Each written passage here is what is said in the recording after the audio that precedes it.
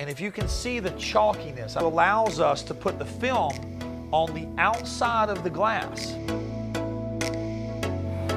I'm here to explain to you a little bit of the process of what we do to tint the rear glass on the Model 3.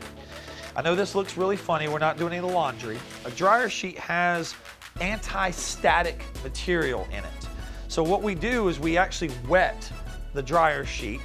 We now put the dryer sheet on the outside of your glass. If you see this, it kind of has like a milkiness, like a little bit of a chalkiness. What that does is it takes the moisture, that takes the humidity, and it also allows us to put the film on the outside of the glass and allows us to float the material and mold it without any static electricity, making the film stick to the glass.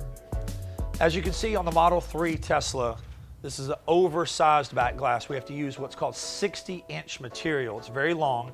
This particular film is what's called our XR Plus. This is our medical grade film, has 98% heat rejection, and it takes exceptional skill to actually mold. I don't know if you can see the wrinkles in the material.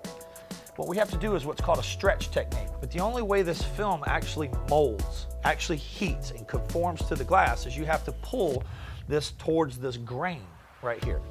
And if you try to shrink the film this way, it'll curl up on you. You actually take the heat gun here, put it over your shoulder,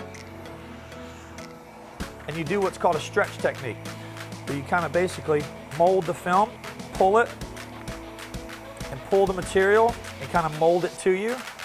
And then what John likes to do is come back with his card, and he kind of basically smooths it out with his card. There's a lot of different techniques to tinting a Model 3. All of them work. It's the end result's what matters. But I use what's called a pull technique when I do it. I just pull the film towards me, put a little bit of tension in it, heat it up, and then mold it. And you'll see how this stuff with the dryer sheet allows you to actually let the film stick to the glass and it goes down smooth. And that's why the Model 3 is so difficult to do. You need to have step stool to be able to get up here and actually see what you're doing. And then we actually hand cut the Model 3s onto the outer black lip.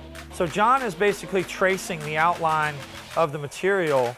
We don't cut the glass. When we're cutting the film out, we'll now pull it and put it back on our glass on the walls, and then we will actually trim it ourselves.